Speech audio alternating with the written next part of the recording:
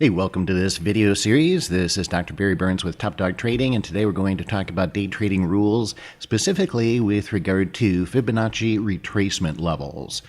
What are they? Okay, first thing is Fibonacci retracement levels are support resistance lines. And we are basically plotting levels on the chart after an impulse move to find how far the market will retrace before it continues in the direction of the trend. So let me show you exactly what I mean here using the E-minis. So here's an impulse move, and what we're looking for here, first thing is a major move in the market, a very significant move, and we're looking for a significant high that will stand out to anybody on the chart and a significant low.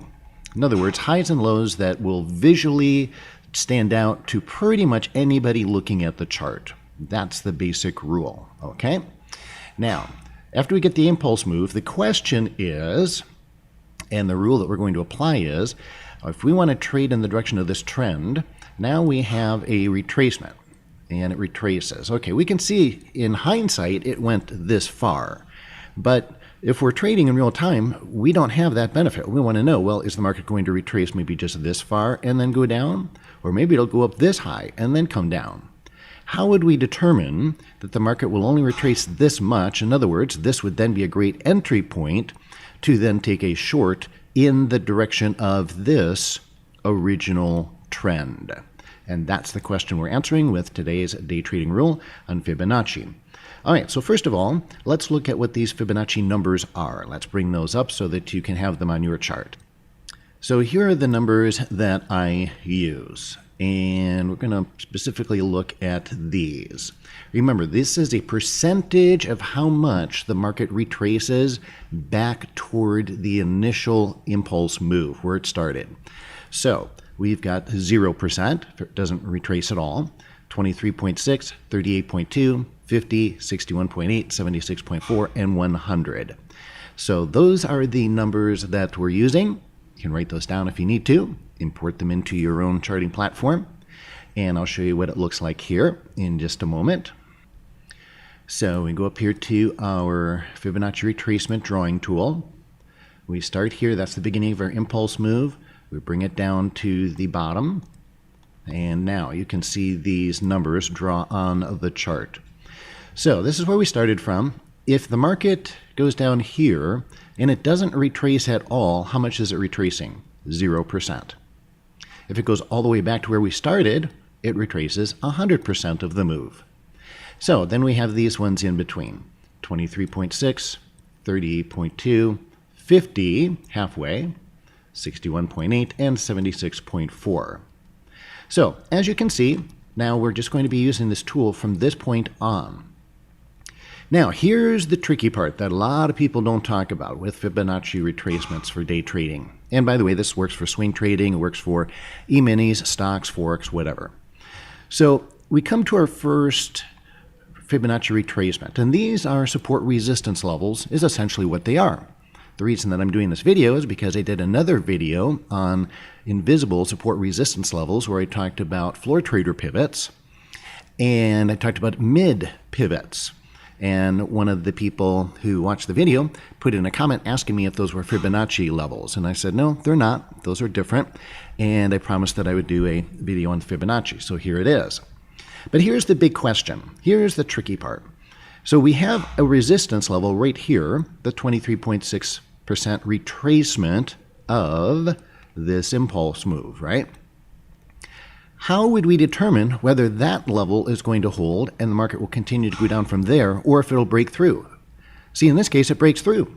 So that resistance level didn't work. This time, which one worked? Well, the 38.2 worked, right? That's where it went to. Whoops. It went to there, and then it continued on down. But it could have also gone to 50, or it could have gone to 61.8, or it could have gone to 76.4. Heck, could have gone all the way back to 100% or even above. So the big question, the tricky question here that very few people will answer for you is fine, everybody, or not everybody, but a lot of people know how to draw these levels, but they don't tell you the secret.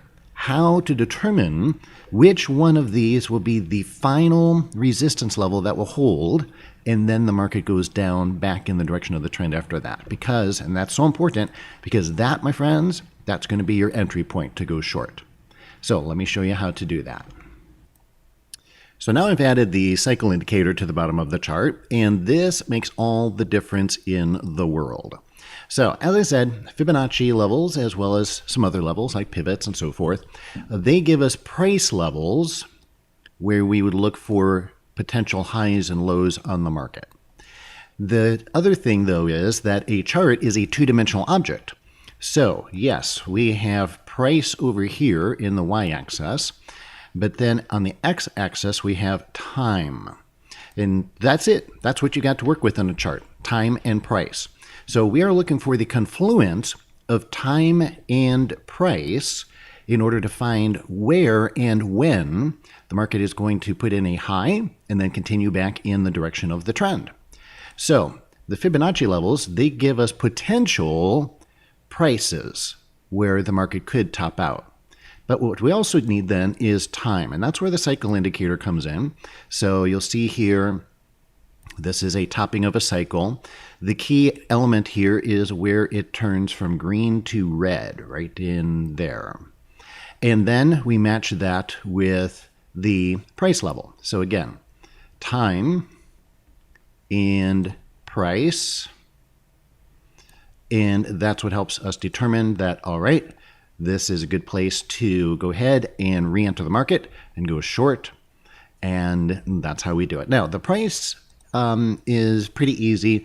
The cycle indicator is a little more tricky. It's not something I can go into now. This video is already a little over time, but I do offer a free webinar periodically where I give people this indicator and teach them how to use it. It takes about an hour, but the webinar is free. Since this is being recorded and people will be watching this for months and years to come, I can't give you one particular link where you can access it because we changed the schedule of the webinar.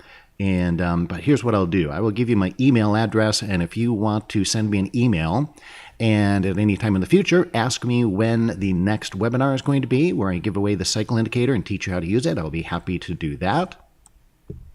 So there you go. There's my email address, barry@topdogtrading.com. Send me an email if you'd like to attend one of those free webinars about timing your entries, and we'll let you know when the next one will be. Whatever month, year, decade you respond.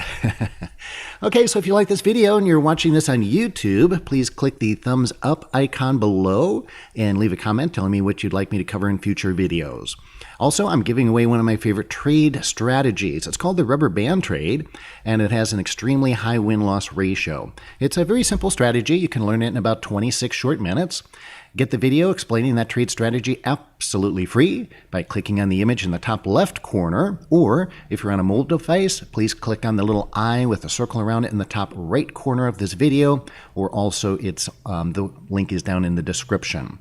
And once you do that, I will personally email the video to you.